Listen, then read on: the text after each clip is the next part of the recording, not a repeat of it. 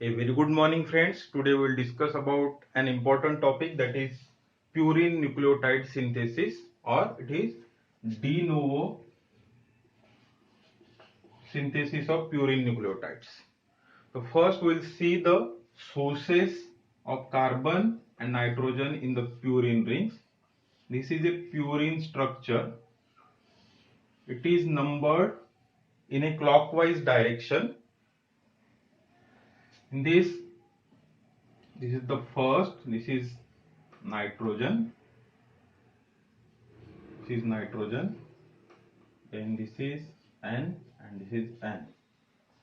It is numbered in a clockwise direction: 1, 2, 3, 4, 5, 6, 7, 8 and 9. There is double bond here.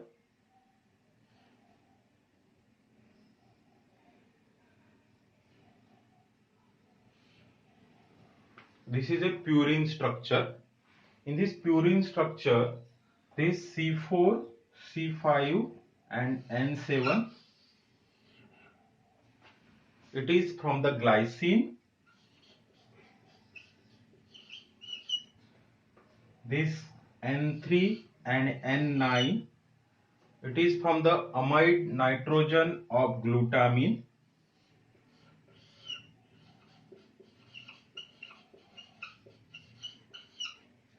This N from the aspartate.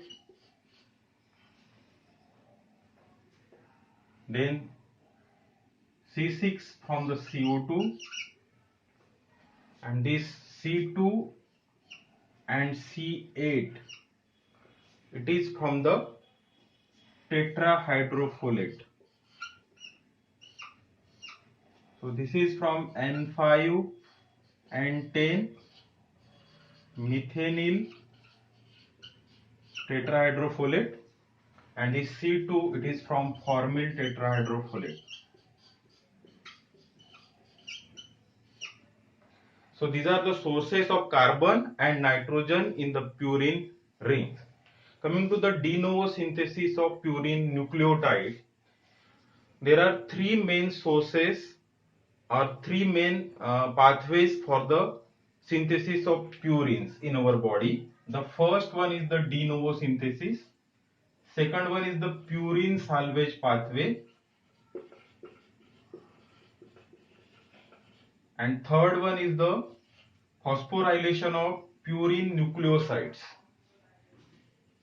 Phosphorylation of purine nucleosides. Of this is a predominant pathway, but brain and RBC, they utilizes purine salvage pathway for synthesis of purines. So purines are dietary non-essential. They are synthesized from the amphibolic intermediates. So that is known as de novo synthesis. That is synthesis of purines from amphibolic intermediates. It is known as de novo synthesis of purines. There is MCQ from this sources of carbon and nitrogen. So remember this for the MCQ purpose. In the purine nucleotide synthesis, there is synthesis of IMP first. So from the pre-existing ribose 5-phosphate, so purines are build-ups on the pre-existing ribose 5-phosphate. There is synthesis of IMP first, and from this IMP you will get GMP and adenosine monophosphate, guanosine monophosphate, adenosine monophosphate. These monophosphates are converted into diphosphates,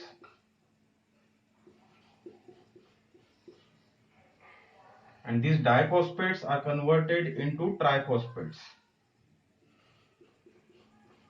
And there is also in this diphosphate, there is conversion of ribonucleotide into a deoxyribonucleotide.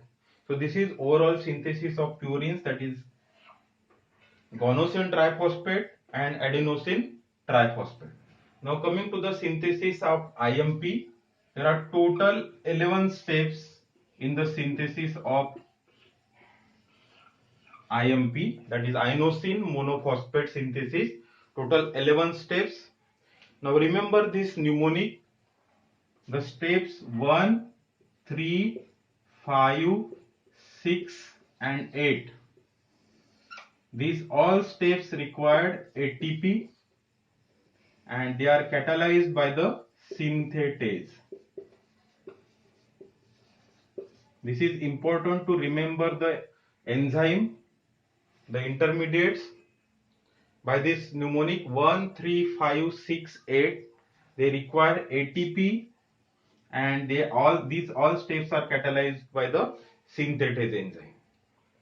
Then step number 2 and 5, it requires glutamine. Third step required glycine. Fourth and 10th step required tetrahydrofolate. Okay. Then 7th step required CO2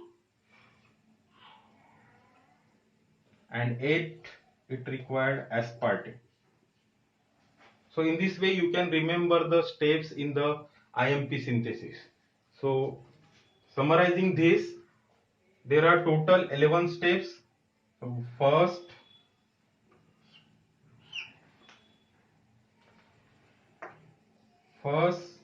second, third. Now write down from here 4th, 5th, 6th, 7th, 8th, 9th, 10th and 11th. There are total 11 steps. So reaction 1, 3, 5, 6, 8, they require ATP.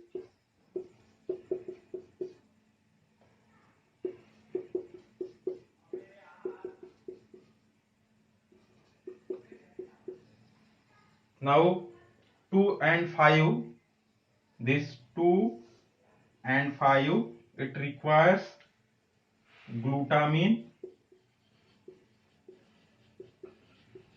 3 required glycine.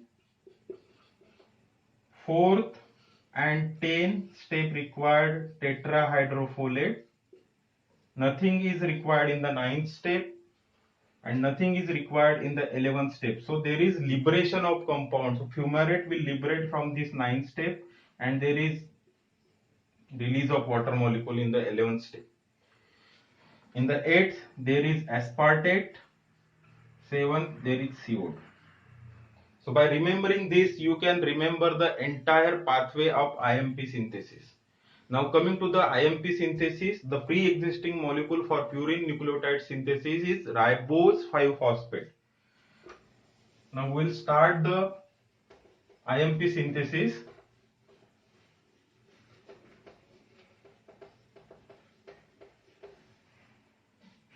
The first precursor molecule is ribose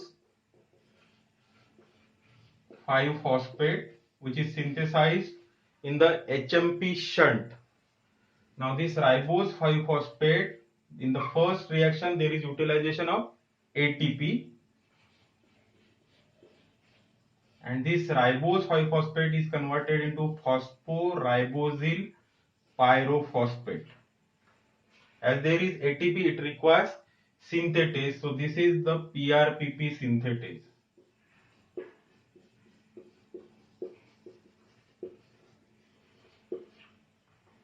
Now this PRPP, in the second step we require glutamine and this PRPP, by transfer of amido nitrogen to this PRPP, there is replacement of pyrophosphate and this PRPP is converted into 5-phosphoribosyl amine. So this is a amino acid, that's why there is amine, 5-phosphoribosyl amine. The important enzyme in this step is PRPP glutamyl amidotransferase. Now this 5-phosphoribosyl amine, there is glycine and this glycine converts this phosphoribosyl amine into glycinamide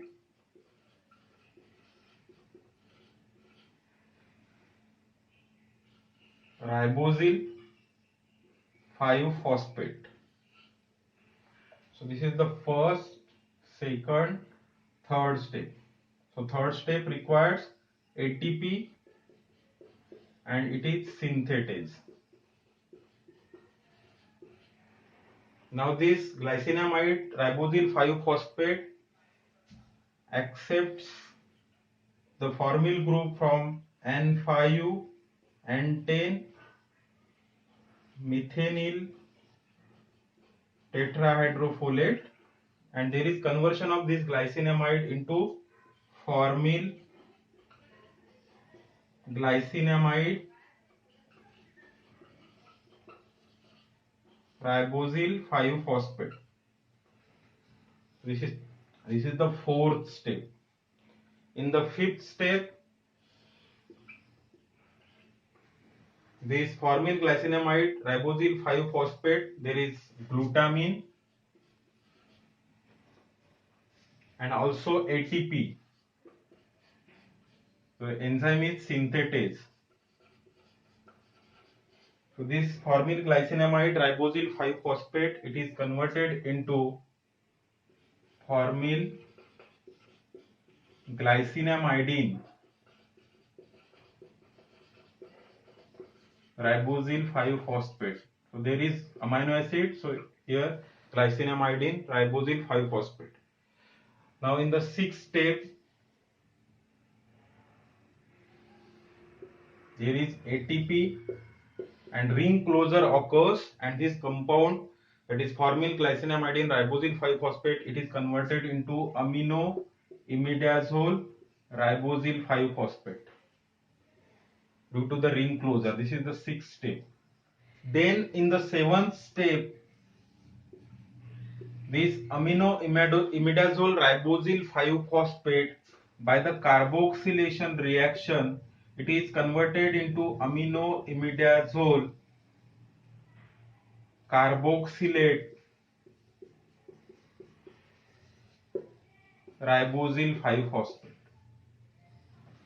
In the eighth reaction, this is carboxylase. This is biotin independent reaction. It does not require biotin. This amino imidazole carboxylate ribosyl 5-phosphate, there is addition of aspartate here. This is a amino acid. In the eighth reaction, it also requires ATP.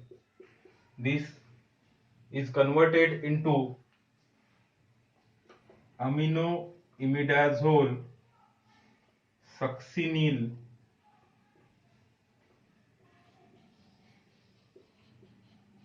carboxamide ribosyl 5-phosphate in the eighth reaction. In the ninth reaction, nothing is added, so there is liberation of fumarate. This is with the help of enzyme adenyl succinate lyase. So there is lyase, adenyl succinate lyase. There is formation of amino imidazole carboxamide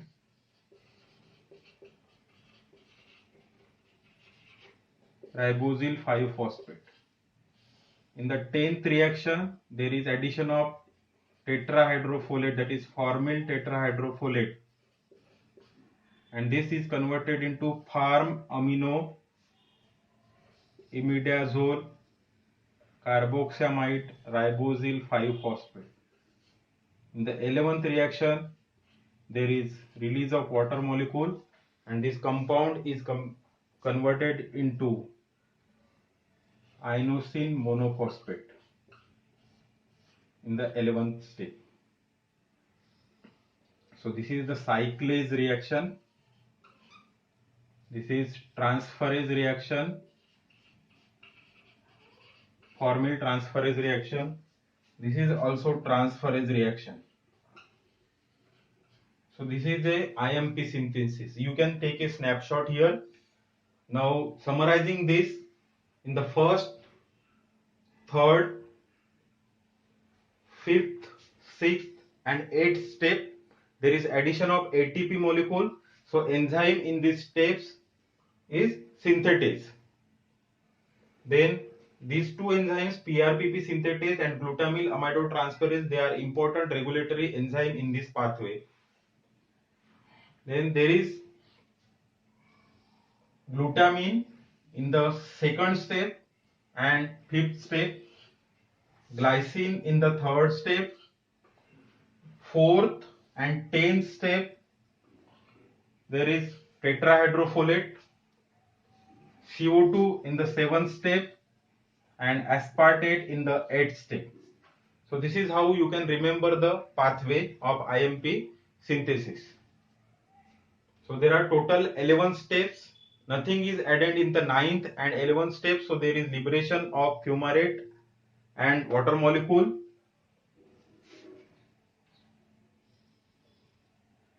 So this is in short, you can remember the IMP synthesis. Now from IMP, first we will discuss the regulation. So this is the regulatory step, committed step to this pathway, and it is under the feedback inhibition by the AMP, GMP, IMP. It is inhibited by this. Also, it is regulated by availability of PRPP, and this is also a regulatory enzyme in the purine nucleotide synthesis. So these two steps are important. There is increased activity of PRPP synthetase and glutamyl amidinotransferase in the primary gout. Now coming to the synthesis of GMP and AMP from the IMP molecule. This inosine monophosphate, it is converted into adenyl succinate, and this adenyl succinate is converted into AMP, that is adenosine monophosphate.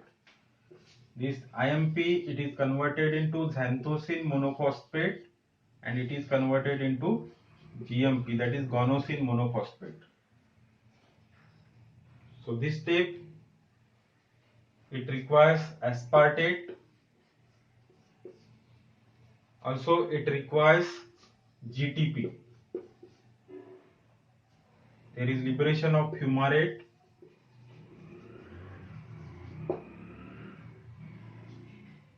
Then with the help of IMP dehydrogenase, this is NAD dependent reaction. So this is IMP dehydrogenase reaction, and with the help of glutamine and ATP, there is synthesis of GMP.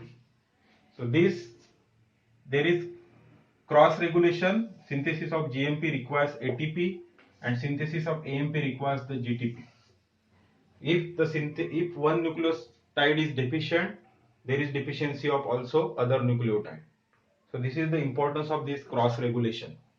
Also these enzymes, that is adenyl succinate synthase and IMP dehydrogenase, they are under feedback control of these AMP and GMP.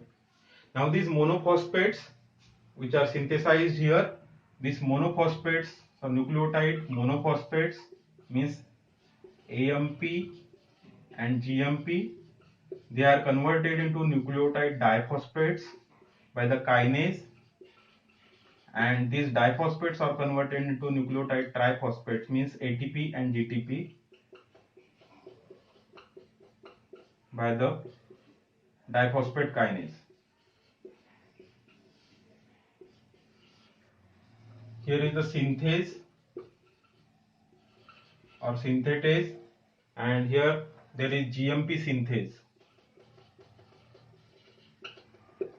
Summarizing the all, It is divided into IMP synthesis, then synthesis of monophosphate, and then synthesis of triphosphate. IMP synthesis is the 11 steps reaction.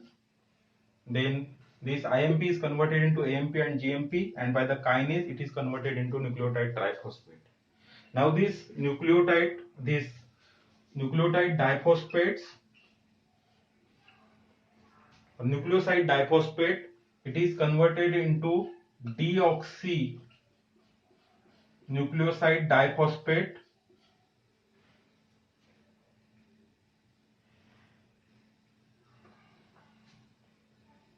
by the nucleotide reductase. It is with the help of nucleotide reductase, and it requires thioredoxin and NADP. So this is all about the nucleotide synthesis, purine nucleotide synthesis. Another pathway for purine nucleotide synthesis is the purine salvage pathway, which requires the PRPP.